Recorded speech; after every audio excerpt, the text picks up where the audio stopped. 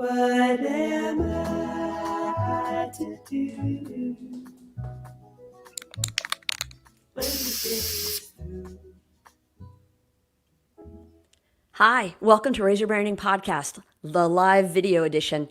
Today, I am honored and overjoyed to be welcoming my good friend, Michele Ezell with Tsunami Sushi Restaurants, located in Lafayette, Baton Rouge, and New Orleans. Michele, welcome to the show. Hi, thank you for inviting me. Thanks for being here. So you're sitting on the terrace in Baton Rouge with the Mississippi River Bridge behind you? I am. It was the other side. Yeah, there you go. It's hard to do right and left when the camera's opposite. You know the name of that. Did you just say that was the Mississippi River Bridge? I know it's the Horace Wilkinson. I know it's the HW. The HW, right there. But not everybody else would know the HW, so I wanted to set it up for them properly. Awesome. So when did you start checking in at the HW? I'm trying to even remember when that all started. I don't know. I wonder if we could search We may just the have word to. HW and see how far back it goes. But I don't know. I think one day I was coming over from Lafayette for work and I noticed a sign before your front tires hit the bridge, and it's a big green, DOTD sign, and it says Horace Wilkinson Bridge. And I was like, did they just name it? Did they just put it out? So I did a little research and I was like, oh crud, that's been the name of the bridge. I mean, this man obviously did fantastic things for the state and it earned the naming of the bridge. We should probably call it that name. So that's why I've been checking in at the HW.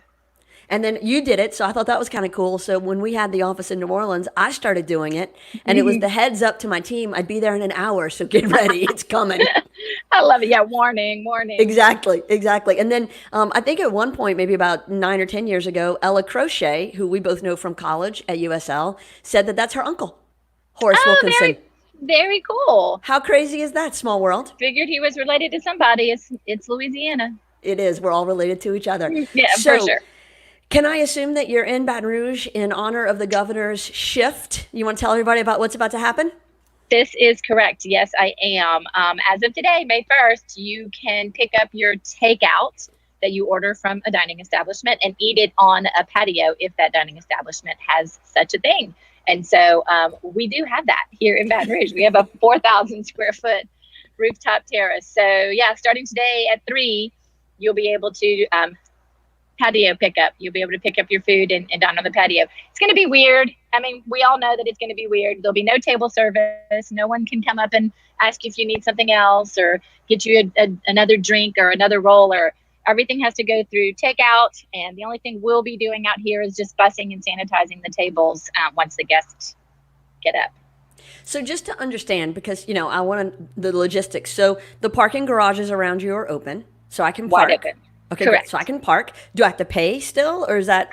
Yes, you do still have that's to fine. pay. In Lafayette, there's no paying, so that's why. Well, these are privately owned. Most of the ones around us they're not owned by the city or the state. So okay, so I pay. I come up to the 6th floor of the Shaw Center. I will have already placed an order ahead of time. You would have. So I pick it up curbside on the 6th floor.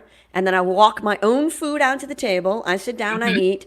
I need a refill of my drink. Can I get up and bring my cup inside and get refilled? Well, your drink is going to be to go. It's going to be a Coke in a can. So okay. So they just buy a new Coke. Yeah, you're going to place the whole to go order without it. I think the one little flip to your plan is, as of right now at 10:04, which could change a ton of times because everything's been changing in the past 6 weeks. I believe you're going to pick everything up on the first floor. And so if your patio pickup, you will get your food and come up to the patio if we say that there's a table available, because we'll know. If we're full and you pick up your food downstairs, you can't come up. And also curbside, there will still be people that are going to just want us to run the food out to them at their car, and we'll be able to do that as well. That's awesome. I think let's know the logistics. Everybody knows how to follow the rules. Well, we made, it was funny because we've actually been playing, it's almost like opening a new restaurant. I really have felt this way all week long because all of the retraining and all of the logistics we've had to work out. I started getting hives. I'm like, I feel like we're opening a new restaurant and I'm sweating. Like, it's weird. But we definitely said, you know what, we're going to plan for 1 through 14. And guess what?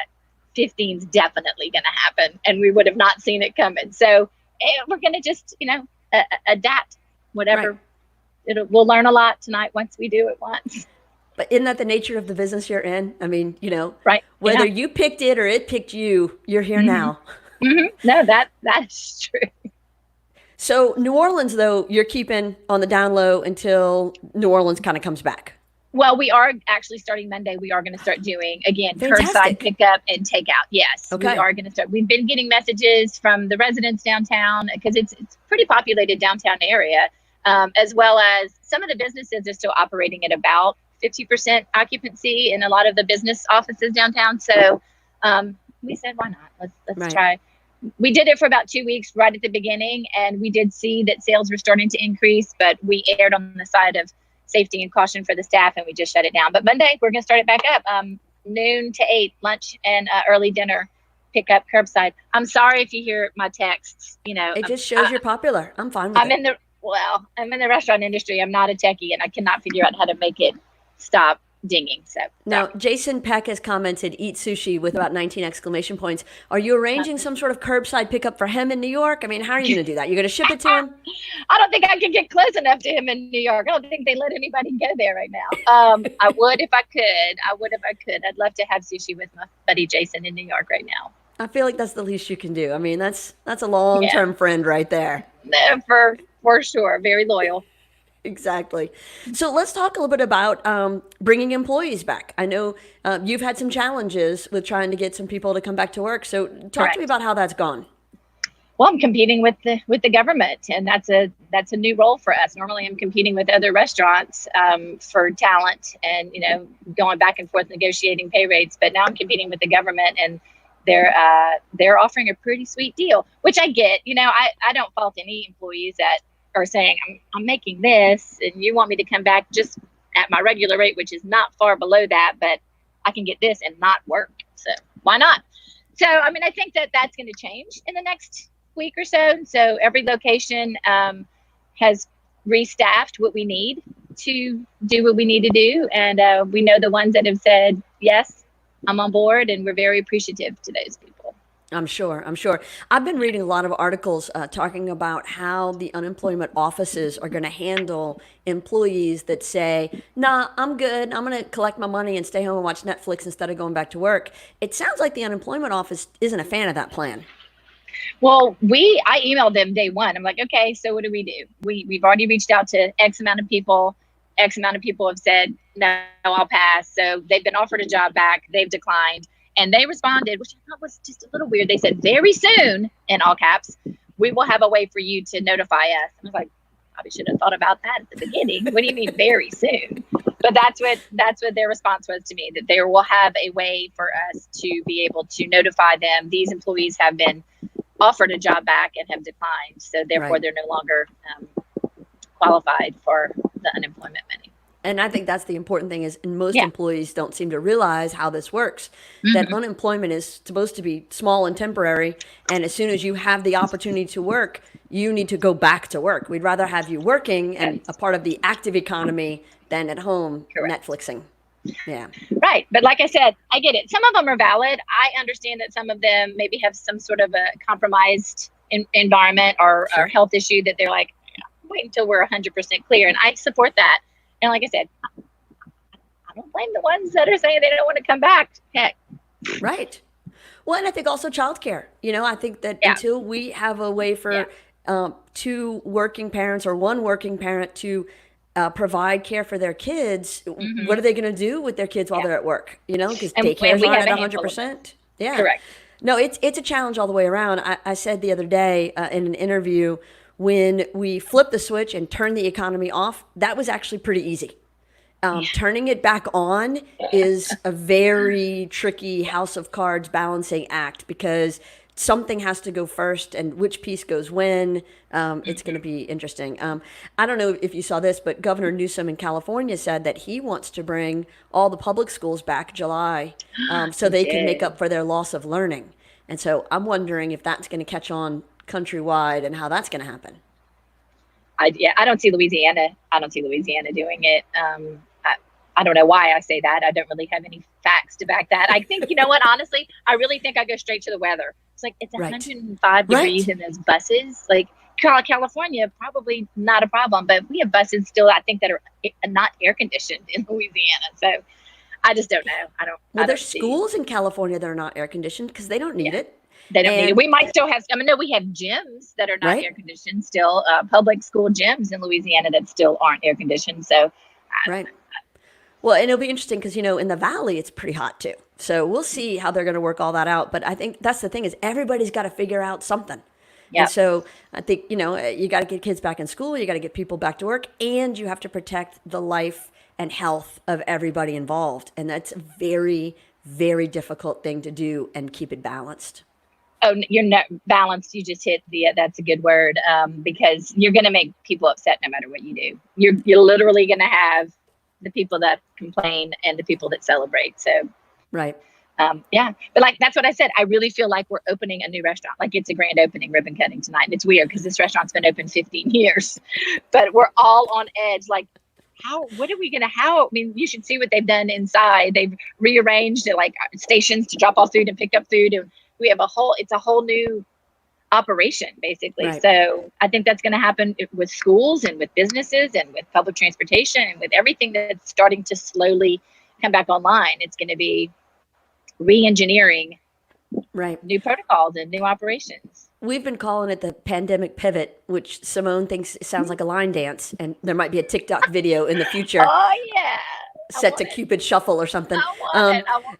But it is whether you are pivoting based on your actual business, like you guys have not really been. You've done to go here and there, but it's not been the curbside pickup stronghold that it had to become, or how you've had to re-engineer your processes, your cleaning procedures, the usage of masks. I mean, everything. So how much do you feel like that adaptation has benefited you, hurt you, bamboozled you? I mean, how hard has it been? Well, not very hard because I have fantastic staff. They're great. There was a time where, so I am somewhat health compromised because I'm asthmatic. So the minute that everything shut down, I kind of went into my own little protective shell. I was like, my lungs are compromised. Like I really, really feared for what could happen to me if I got it. So my staff in Lafayette just kind of took the ball and started doing to go. They came up with their own plan, their own protocol. And then once I felt a little bit more confident about my safety and my health and the health of the people that were working, and the protocols they put in place to ensure that, then I started slowly going back to the restaurant. And so one day I was like, you know what? I started to offer some suggestions on what they were doing, and I kind of got a glare, and I did, I'm just gonna, you're good. So you just kind of let the people that know the operation and the ones that are doing it, they know the most efficient way to do it, and you just let them do it. The benefit to whom is this: when you give people things, it's very hard to take them away. I've gotten a lot of communication from guests that really, really, really like curbside pickup, especially moms with children. And so they're like, "You're going to keep it? We really like it. Like, I love to be, I normally eat at so-and-so because it's easier, to pull in." And so now I'm like, we're going to have to keep some resemblance of a curbside pickup when we are full blown back up and running 100% with no isolation or restriction. So that's something, a pivot we didn't expect. We thought we'd do this, but now our customers are saying, we'd really like you to keep it. Well, how do we do that? They, in a lot of ways, get to decide how things go. Yeah. It's crazy how I tell people all the time, and they're like, "Oh, you're your own boss." I'm like, "Not really. No. My customers are my boss." Yes. I had a question for you. Hey, I'm sorry. I'm in the back. He likes to magically appear when he has a thought. He's the wizard. I'm kind of monitoring everything, but I'll let Jackie kind of lead the show on all this. But you didn't wait. Are you saying you didn't trust us to just fly this plane on our own? Yes. I'm here just in case. But speaking about what you're talking about, though, I think, I've always been a fan of you guys. Obviously, you have a great restaurant, great food, but from a branding aspect, I think you've done an amazing job of really, capturing the essence of what branding is about, which is emotional connections. I think people are very tied to you guys for a lot of reasons. Because of the food, because of the service, obviously those are givens, right? You have to have those things to have success, but it's the stuff that goes beyond that, and like when I pulled the other day, Jackie placed an order. They didn't know me as well, but Jackie kind of lives there. So they immediately were like, oh, is it for Jackie? And they knew that she needed 18 packets of soy sauce and literally 18. And they counted them and showed me. And, but they were. Okay, but in my defense, there's 6 people. So it's not like it's 18 for me. Right. But the point is, they remembered. Exactly. Yeah, it was all part of that deal. I mean, if you can maybe talk a little bit about that, because obviously, you know, you're having to pivot or change or modify what you're doing to kind of stay in there. But how those connections with your consumers and how they're kind of sticking with you and they're still showing up and they're still saying, you know, hey, we're gonna ride and die with you, kind of philosophy and how that feels, you know. I guess it's because, again, we'll be 20. I haven't even mentioned that. We'll be 20 in Lafayette in December. So I think a lot of what you just said is, brand loyalty. People literally that are 20 years old right now were 1 year old when we opened, or in that first year of their life. So they don't really know a life without Tsunami.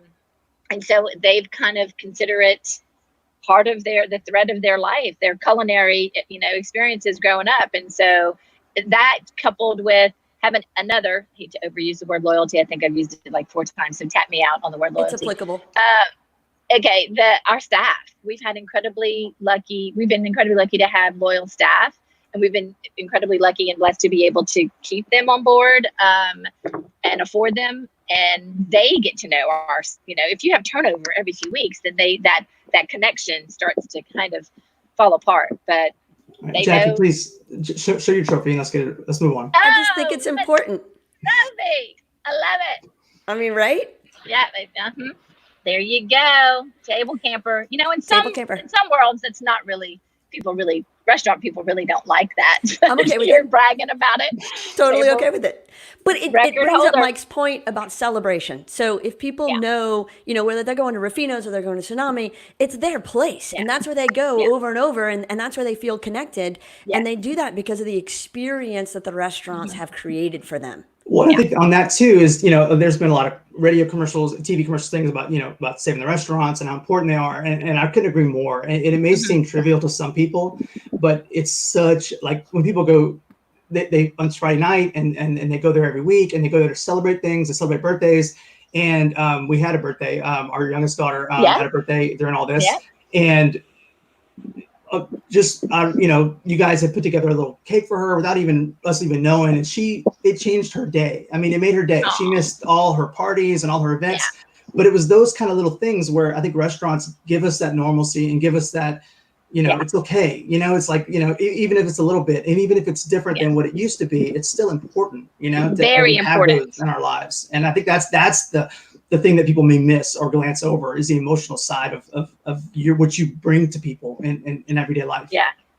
Well, I think it might've been a Danny Meyer book.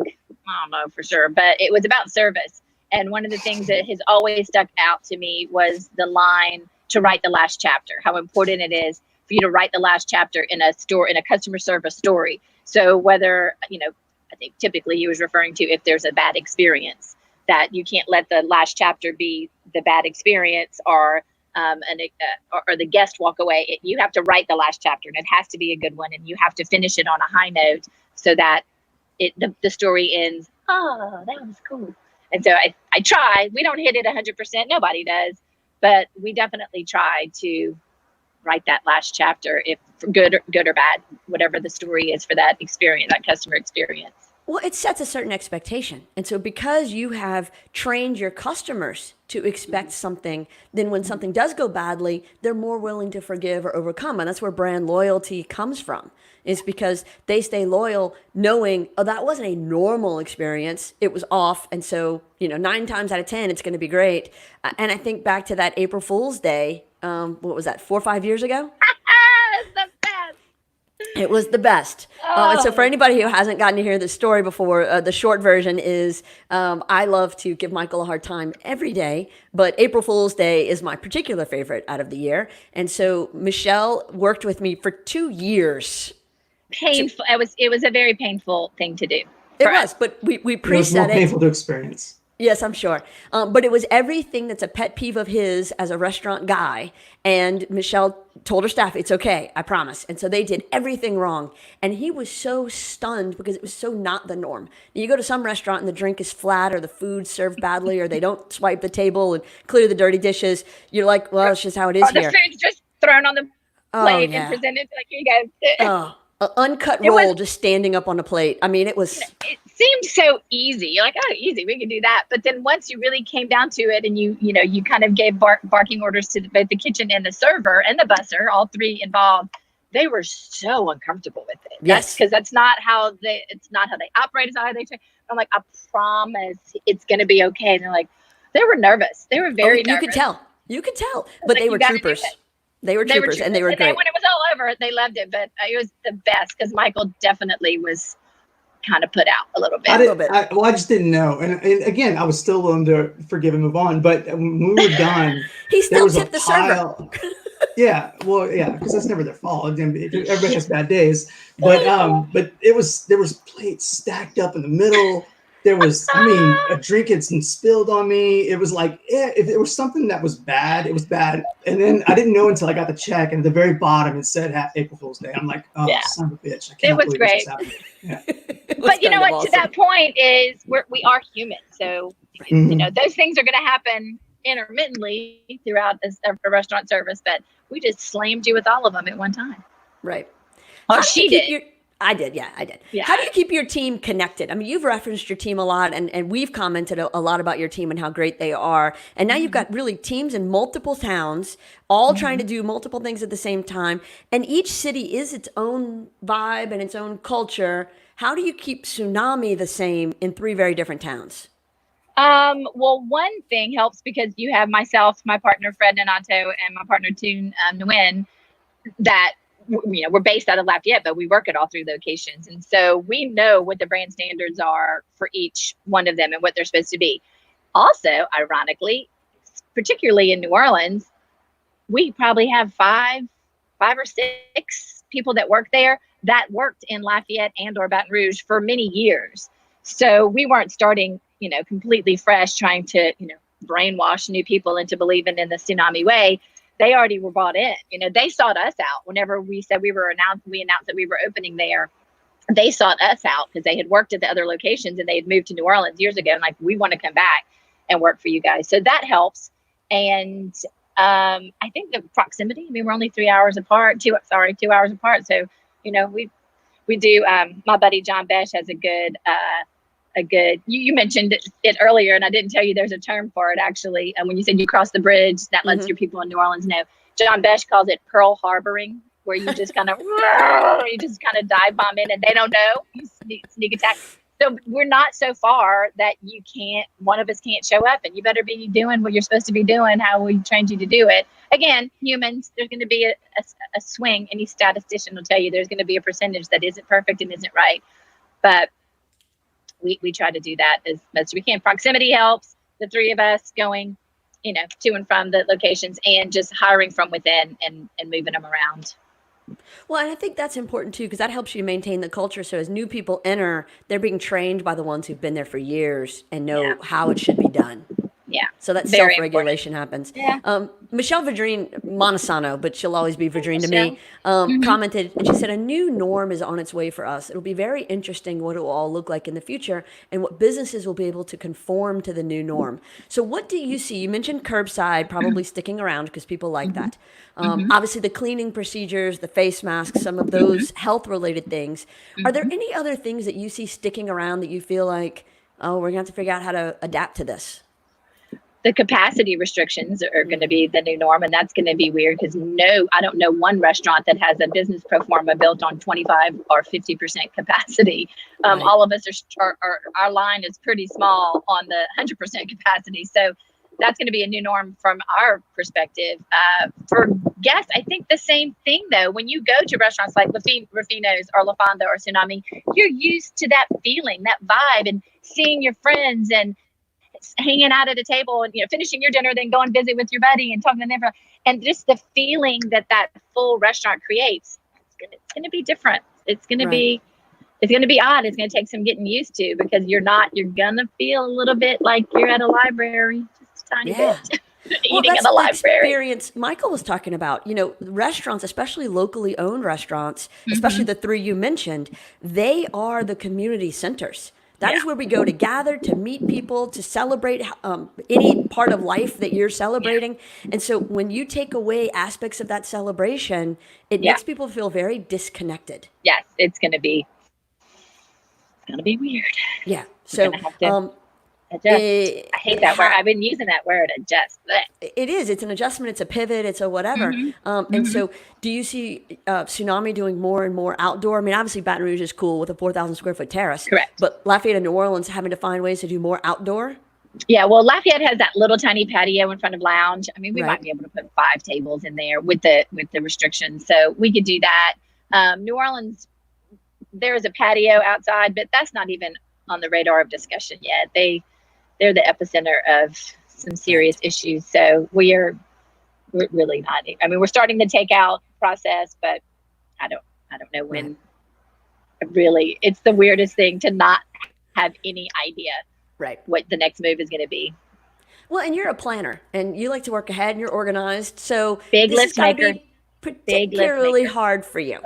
Yes, it is. Yes, I like a date. I like a timeline. I like to back it up. What do we need to do?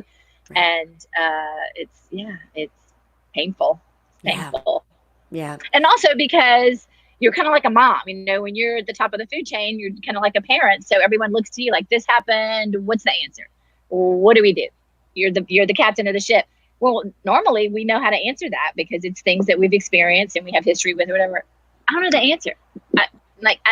I don't know. And it's just, I don't like it. I very much feel handcuffed.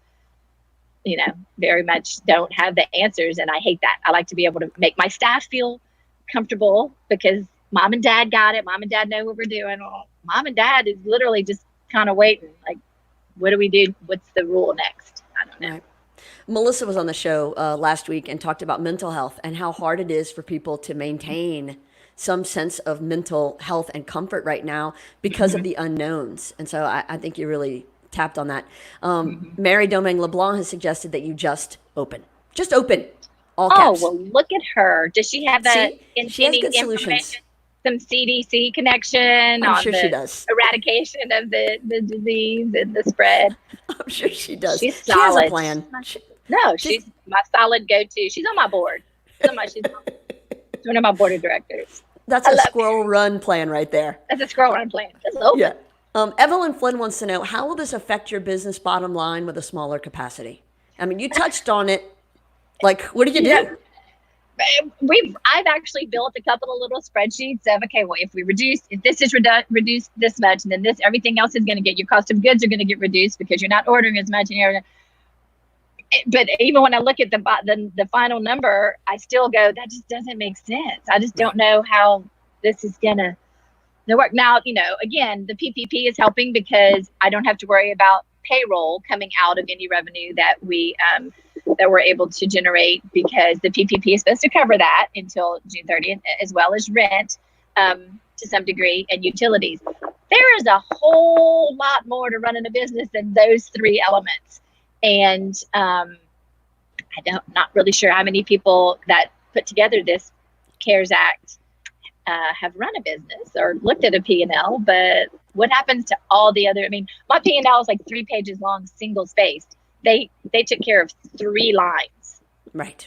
There's a whole lot of other lines that need attention, Right. Like all the food that we had stocked at all the locations. Again, Lafayette's been going through it, but we had full stock, and you got to throw all that away. And then you got to replenish that. You have to have money to go buy all of that and start over. Right. That's not covered in the PPP. There's not a line for that right now. Now there isn't. There's really not. No. I think back to when you think about all your spreadsheets and the planning and the list making, and that's the you I know all these years. And it takes me all the way back to when you first opened the restaurants. I look at your family tree. I don't see a lot of restaurateurs on those branches. So how did all that develop? I think people are always fascinated about how you made the transition from your career to owning a restaurant. I don't really know. It's all still very much a blur. I didn't have had very little restaurant experience. I worked at Showbiz Pizza as a party hostess when I was in high school. I did have a stint at Corn Dog on a Stick in the mall. So there's my restaurant experience right there.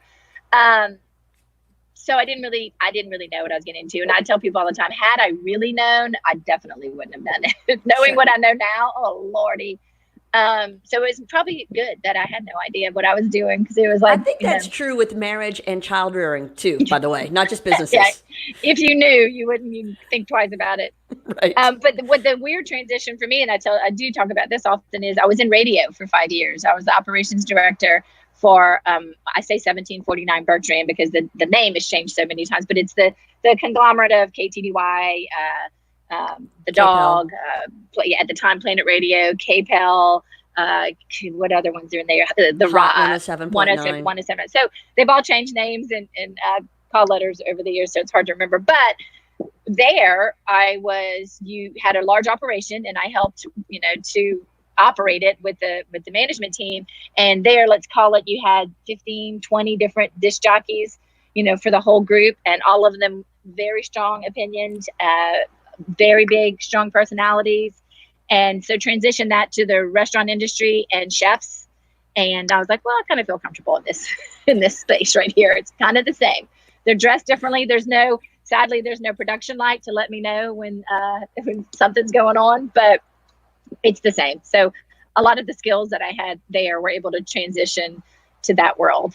Well, luckily, there was a huge learning curve. Well, I'm just glad radio disc jockeys don't have knives, because it could be a whole different business. Oh my gosh, what? Can you imagine? Yes, very smart. Yeah. And sake shots during the shift. So that's also well, things you some don't want DJs we know do have that, so wouldn't be that bad. Whatever gets the ratings up. So you grew up in Lafayette, went to Acadiana High School and USL. Wreck and Ram, go Cajuns. Absolutely. Talk a little bit about the relationships you formed, the clubs you were in, the activities you did that helped you kind of shape who you are now. What had the biggest effect on you? The biggest effect on me, I don't know if one kind of pulled away from the other. I was a cheerleader, high school and college. So kind of trying to always find the spirit and the spunk in things that we do, or the fun way to do things and not make them always feel like work. Because, that's ultimately what we were doing. You had a job to go out in front of the stands for 2 or 3 hours and cheer, but you had to find the fun and the smile in that. So I think that, we try to make work fun and kind of make it feel spirited in here.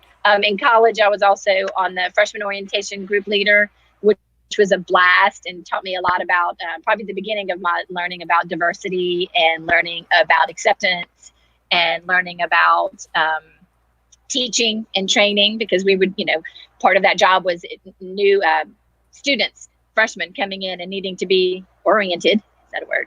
Yeah. For everything, the freshman year of college. That was way before the internet. We were making schedules with newspapers, and you actually had to go and have an appointment with your face-to-face with your you remember standing in line in the union to pay your $500 tuition? Yeah, right. They had it. It was like cattle call. It was like this big queue. You were in line. There were thousands of people in that room.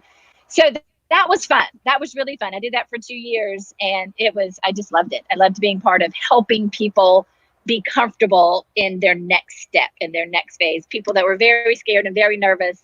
I loved it. I loved being part of that. That seems kind of like what you still do today. I know. I don't know what it is. I wish I could just learn how to make money doing it, because I'm really attracted to that. Yeah. Well, and so when you think about how the restaurant has evolved, it sounds like you're just continuing your life as an orientation leader and cheerleader.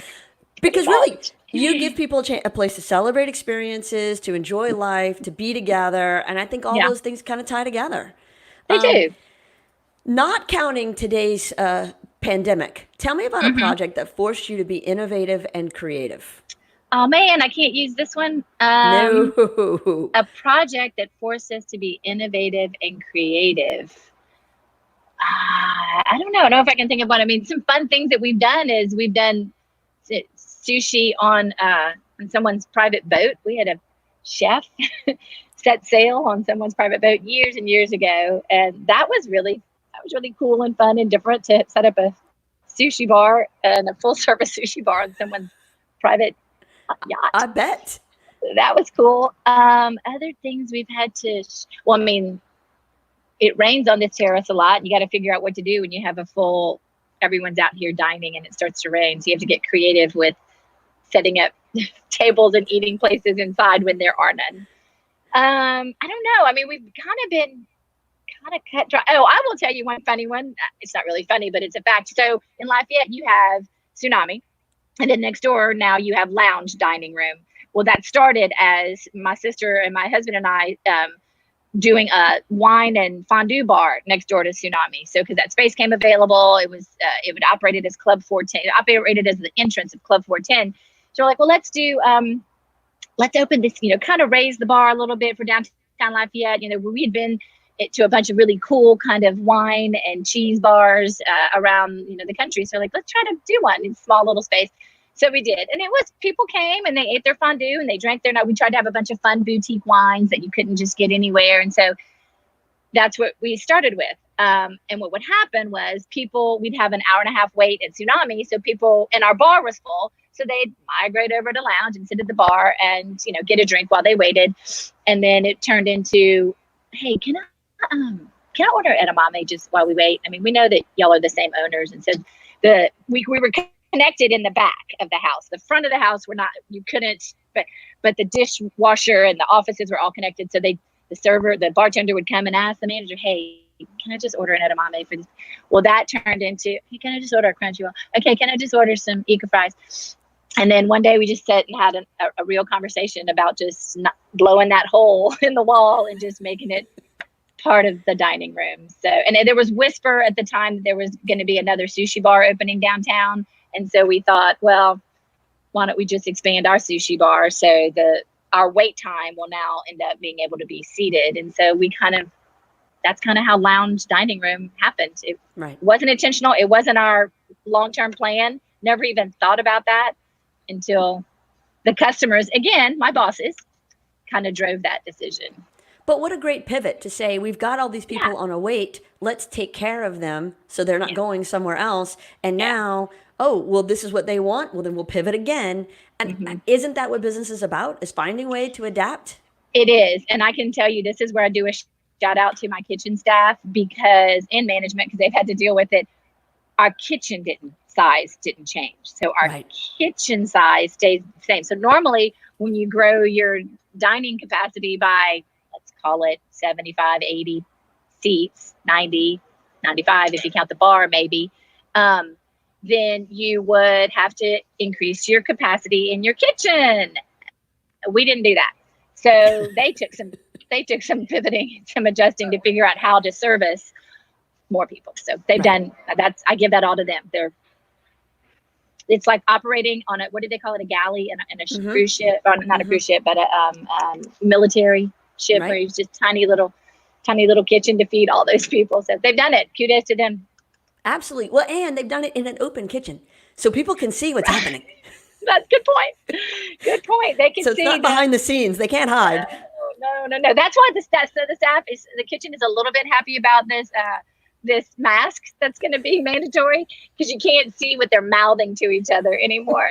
You have to figure it out on your own. So they're looking forward to that. I think their eyes tell a story. We'll still know. Yeah. You still hear them, but hopefully if it's just muddled under their breath, you just won't see their lips. No reading their lips, right? Exactly. So I know that you are a very positive person, and you do, like me, focus on successes and how to make things go better. But if you were to look back over the past 20 years, what's something that you failed at? Something you were wrong about? Something that did not work out the way you hoped it would? Something I failed at. Well, we did that little stint with Cypress Bayou Casino, and we all had high hopes for that, including Cypress Bayou Casino. We were kind of like a test pilot for them to open up they got a new general manager, and that general manager wasn't a fan of being in the food and beverage industry. He wanted to focus on the casino. So his plan was to lease all of their food and beverage outlets. And that would be the problem with the food and beverage outlets and not them anymore. And so before they ripped the cord on all of them, they said, well, let's just try one. And we were the consulting restaurant years before that for their Asian restaurant called Rick Rack. So they came to us because we already knew the space. They knew us. We trusted them. And they said, let's try it. Let's see how we do. And it worked for about 8 months, maybe 9 months, but Right. there was a change in leadership there, and that change of leadership didn't necessarily have the same vision as the first leadership. And also the customers, it was very, very hard to retrain the customer that we were Tsunami. We were Right. not part of the casino. We were not Rick Rack. Your gold card, your Right. points card don't work here. So that was hard. That was a hard pill to swallow, because we had to, but in a beautiful, universal way, we appreciated what was happening, but also the casino appreciated what was happening. And they did not fight. When we all sat at a table, we were all in agreement that it wasn't working. And so we were very, very, very lucky, because sometimes those relationships, don't end well, but I love them still. They love us still. Everything's good. Right. Yeah. Do you think part of that is because of open lines of communication, because of Yeah. clear preparation? I mean, you're right. A lot of times those situations can go very badly. So what do you think is it about either the way you work or your team works that allows those things to go well? What things? Failure? Yeah. Yeah. I don't know. And honesty, Yeah. being honest with them, and just they saw, our staff there saw the writing on the wall. They knew you could see it. You could see the customers were confused and unhappy, and you can see even in the casino itself, things were changing, and they could tell. Right. Just being honest with them, complete honesty, and not trying to. I mean, the last 2 weeks we were open there, I literally was the dishwasher. So I showed them, I'm trying. I drove out there every Thursday, Friday, and Saturday night and washed dishes the entire shift, because our dishwasher had quit. Well, I wasn't going to rehire one because Right. we were closing. And so they saw that I wasn't just abandoning them. I wasn't like, see y'all. Right. I literally washed dishes. So That's good. so that's a professional failure. But I mean, if personally, I never was able to learn a second language or learn how to play the No. piano, and I wish. You got time. You can still got I time. know. I You just don't haven't know written if the it's last in. chapter yet. There you go. Oh, look at you, full circle conversation. Evelyn that. Flynn says that she would like to have her Women, Wine, and Connections at your restaurant. It's a ladies' social networking group. Okay. I mean, Okay. Yes, let's do it. bring Soon your as the masks governor- and let's As go. soon as the mayor and the governor let us do it. Yes. And Karakin and Boudreaux says we really love Rick Rack, and then of course we loved having you there too. Yes. Oh, Shakara. yeah. Thank you. We loved it, but it just wasn't meant to be long term. Right. How do you encourage professional development in yourself and in your team? With the technology that we have right now, so many podcasts. There's so many restaurant podcasts and customer service podcasts. And so anytime I listen to a good one, or what somebody on our management team listens to them, we pass it along through our, we have group me's for our management team, and then they have group me's for their departments. And we have our own staff Facebook page. So we always put, hey, this some great ideas on this podcast, and listen to this. So that helps. And also books, when we read a good book, we say, we try to encourage them to read that. And anytime we find any not webinars, but like a day long, like the National Restaurant Association, James Beard Foundation, as well as Louisiana Restaurant Association, and also any industry specific organizations like NACE in New Orleans. It's a hospitality organization. Anytime they have any lunches or breakfast, lunch and learn, or those type of things, we encourage and pay for, financially support sending our management team to go and kind of learn, to get a different perspective from somebody else. And you might attend 2 or 3 of them and you only get something from one of them, but it's worth it. You never know when something's gonna stick with you. So we encourage that. Simone Onsolette wants to know, what's your favorite restaurant podcast? There's one called, is it Restaurant Wars? Hold on, I have to go look at it. I don't think it's Restaurant Wars.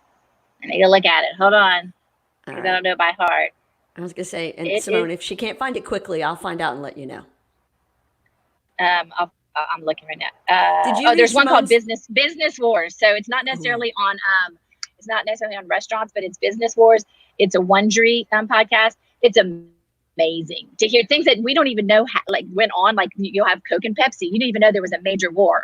There's a really good one about 2 airlines that had major wars. I think there's one with Apple as well. Anyway, Business Wars. It's on Wondery. It's really good. All right, I'm writing that down right now because that sounds like a great one. Yeah. And some of them are series because it's a long story. And you go, I had no idea they were in that kind of a legal conflict, and how they pivoted and how they changed their ways of doing things on this massive level because of something someone else was doing. Oh, it's really good. Yeah. That is awesome. I don't know if you've had a chance to read Simone's BU article yet. It just came out. She has a very nice tribute to Dom in there. It's lovely. Yeah, that's good stuff. He's my boy.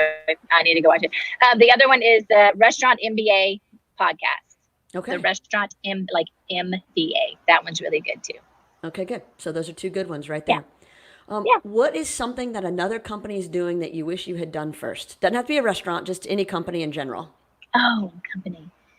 Because we like to solve other companies' problems for them all the time. Yeah. Particularly, I hear my stuff. I don't know how much time. Oh, good. This is starting to go. Some of our competitors they all have walk stations. And when we opened Lafayette and Baton Rouge, walking wasn't that big of a deal. And so we put walks in New Orleans when we opened New Orleans. And I really haven't been able to figure out a way financially or physically a way to put walk stations in, because stir fry is so popular and guests want stir fry. And right. We have to be able to get the BTUs high enough for it to actually be a walk station. And so that's one thing. I'm always jealous of some of my competitors that are able to do walks. So one day, maybe if you see the announcement that I added a walk station, I hit one of my goals. That's awesome. What event most shaped who you are now? What event? Probably opening a restaurant and motherhood. That's so bland and boring, but opening your own business will show you what you're worth and what you're capable of. And being a mother, that's another thing. You mentioned it earlier. You can't plan for that or design that. And it definitely shapes you. All your decisions are based on keeping your business alive and keeping your family thriving. So that's definitely, some days I do good just to keep both of them alive. Really, thriving is not even on the list. Just alive. No, just breathing. Alive. Yeah. Yeah. No, I like that. Yeah. No, I like that. What values do you live by? Loyalty and honesty. I would agree. They're very, very, they're very important to me. What's your guilty pleasure? Oh, Buddha and chips. I'm a savory girl. It's really fun because I like to bake a lot. I really enjoy baking. I enjoy baking cake and decorating a cake, cookie, anything sweet. I like to bake, but I don't necessarily eat a lot of sweets, really. I don't have a sweet tooth, but dang, chips and dip and boudin. I have no satiety gland when it comes to that. Honestly, it's allowed in my house for my husband to walk over, pick up the bag, close it, and walk away without me getting mad. Like in some worlds that would be offensive, and a woman would be like, "What?" No, it's allowed in my house because I need help. Yeah. I need them to help me. Yeah, no, I've seen it in action. It's pretty bad. It is. I love it. It is. How would you like to be remembered? Probably the same answer as being loyal and being honest and fair. Not boudin and Doritos. I thought that same answer. No, do not want that to be anywhere near my epitaph. Epitaph? Okay. Is that what it is? On your headstone? Your headstone. Yeah, absolutely. Yeah. As being, someone that was fair and honest and fun, occasionally fun. I do try to find the fun in most everything. One of my favorite family, my kids, if they watch this, are going to go, but I always say, if you can't get out of it, get into it. Meaning, if you got to put in a 6-hour shift, don't make it miserable. Find the fun in it. Find the laughter, find the fun. If you can't get out of it, get into it. Nice. I like that. What advice would you give to this year's graduates? Having one in your own house, what do you tell them? Sorry, I have all this stuff lined away. What would I tell them? Well, I don't know if they have to do this anymore, but I would tell them to back up their hard drive. Again, don't know if that's really a thing. Network, that's boring, but it's true. Label all your cords. The minute you open the box, get your label maker and label Michelle's MiFi. this goes to Michelle's MiFi. Label your ear pods. Label all of your electronic cords, so you know whose is what and what it goes to. I probably also remind them that they probably don't need that last drink that they think they need. No, you don't. Yep, you just don't order that last one. Don't look at the clock and go, oh, we have 15 more minutes. Let's get one more. No, go home. What's your pettiest pet peeve? This is pretty petty. Reiterators. Especially and this is ideal for the time of Zoom calls and any kind of electronic meetings. People that go, I agree with what Michelle said, and because this and that and this and that, and they repeat exactly what I just said. And then someone else at the table goes, I like what Michelle said because, and then they repeat it. Like, no, this meeting could have been cut in half if everyone just would have not repeated what other people said just to hear their voice. Oh, I hate it. Just go take it to a vote. Everybody go, yes, let's do that. It doesn't have to be whatever I said, but it's just anybody. I'm like, I hate repeaters. It just makes me crazy. I don't think that's petty, though. I mean, do you know what I'm talking about? Oh, I know exactly. It's the people who need to reply to all just to make sure they have an opinion in the topic. Yeah. Oh, but painfully aware. Don't. If I say, yes, I think we should paint all the pigs purple because pigs that are purple really like to graze in the grass.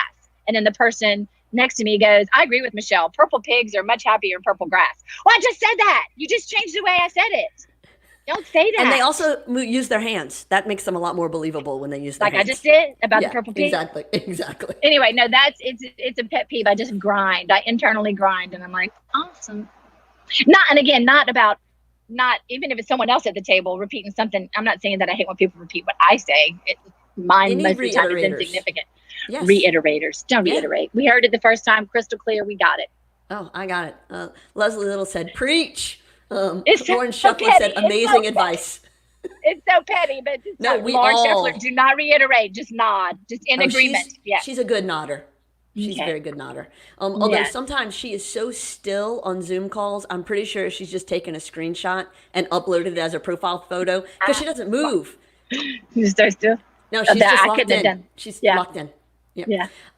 What historical event would you most like to have witnessed?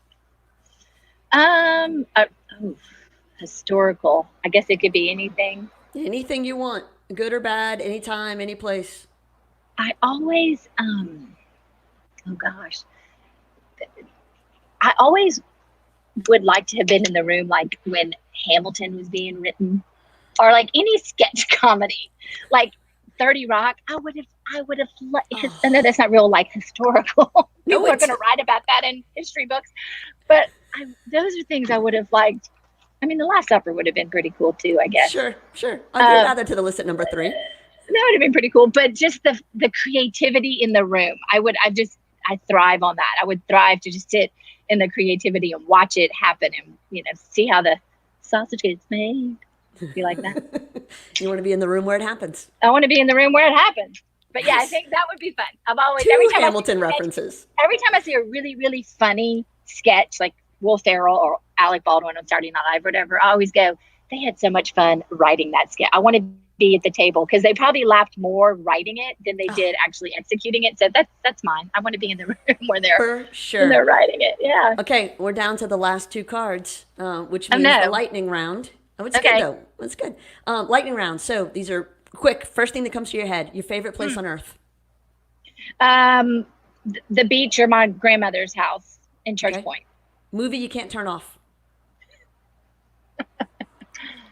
Probably the one I've seen the most. I'm embarrassed to admit. Grease 2. I've seen it like 9 or 10 times. Not recently. Cool writer. I mean, I love the entire. I was in high school, freshman or sophomore, I think, in high school when it came out. It's guilty. I haven't seen it in a long time, but that's the one I've seen the most. I think I've seen it 9 or 10 holds up. times. Michelle Pfeiffer still sounds amazing. Damn, it's better than Grease 1. I'm more of a Grease 2 girl. Oh, I agree. Fight us if you don't think so.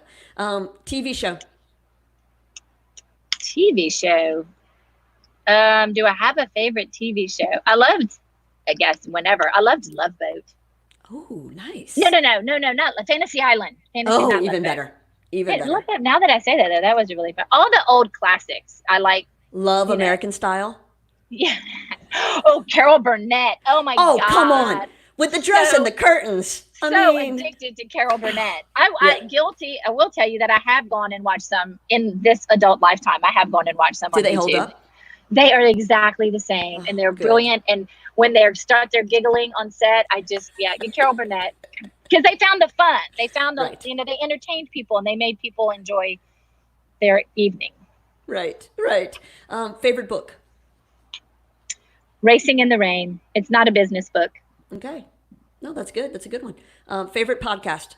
And doesn't have to be restaurant related. It could be just any podcast. I have a fascination with murder and forensics. Yes. I don't know why. And I listen to My Favorite Murder a lot. Straight up going to admit that they banter a little bit too much. So I don't want y'all to judge me on that. The girls they're funny. They're sharp, but if they could just get to the actual murder, I'd be happier. So I like that I could buffer forward. But My Favorite Murder, it's just, I'm fascinated with murders and how they solve them. And not just with the murder, that sounds kind of creepy, but how they solve them, the forensics of figuring it out and going, aha, it was the candlestick. It was the candlestick in the drawing room. With Colonel Mustard. Colonel Mustard. Favorite car?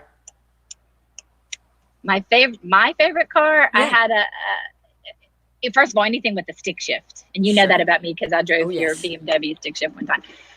Anything with a stick shift for sure. And then me and my older brother and sister shared a Mazda RX-7 when I was in high school, maybe my first year of college. 2-seater, little white sports car. I loved that thing.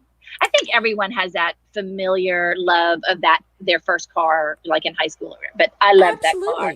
I loved it. Favorite musician? Luther Vandross. Is he a musician? Would I call? Well, I don't know if I would. He's not my favorite He counts. musician, but his song "Superstar." It's like 15 minutes long, so you got to buy in if you decide to listen to it.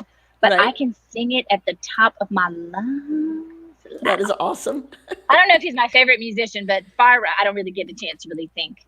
So Fire Round, Luther Vandross, Superstar. Okay. Love it. No, that works. Favorite concert that you've been to? I don't, weird because I was in radio for so long, but I didn't go to a lot of concerts because I don't really like concerts. I don't know why, but I really did enjoy Michael Bublé, and I thought I was going to hate it. No, he was I went so good. kicking. I went kicking and screaming. I was not happy about it. I was trying to figure out how not to go all day long, but I was like, you know what I said? If you can't get out of it, get into it. And it was phenomenal. He was great. Same with Lionel Richie at the casino. Again, didn't want to go. Wasn't interested. Friend of mine got tickets. I was like, this night is going to suck really bad. It was. I mean, they almost had to take me. I was standing on the seat, screaming, dancing on the ceiling. Did you it was throw great. your bra? I did not. Okay. But those two were great. That's awesome. Favorite meal? Anything Asian. Yeah. Favorite leisure activity? The beach, laying on the beach, hearing the waves. And my earphones might go out. I hope they don't. That's okay. We're almost done. Favorite way to treat yourself? The beach. Okay, we're going to do the actor studio questions real quick. Your favorite word? Oh, I like when people say paramount. Sensu. Least favorite? Moist. What turns you on? Laughter. And what turns you off? Complaining. Sound or noise that you love the most? Oh, I know this one. I don't even have to think about it. The gravel under your tires on a gravel roadway. I roll down the window so I can hear it. I love it. I don't know why. Sound or noise that you hate the most? Car, scratching on a chalkboard. Yeah. Favorite curse word? Ooh, I like them all. I don't have a favorite. I use them equal opportunity for the curse words, however fitting. What profession other than your own would you like to attempt? Oh, refer back to Saturday Night Live. Sketch comedy, either writing or act. I was on the drama team in high school, so I liked performing. And what profession would you not like to do? Anything that required me to wear professional clothes every day and heels and be in a small cubicle. I couldn't do that. 8 to 5. I couldn't do it. Last but not least, when you arrive at heaven, what do you want to hear God say? What do I want him to hear? He's going to say, go home, Michelle, you're drunk. I don't know what I want him to say. That's a He's probably great gonna send me answer. home. That is a great He's answer. Michele probably Ezell, thank you for spending this hour with us. We appreciate your time Thank and you good for luck tonight. having me. Good luck reopening Baton Rouge. Stay for you. You did a Thanks, great job. guys. Thank you very much. I enjoyed And it. thank you to everyone who tuned in today and listened and commented. We appreciate it. Come to us next week. On Monday, we'll have Marcelle Fontenot, and she's going to talk about what it's like to do the news from not her normal studio. And so that's going to be great. Thank you all. To do.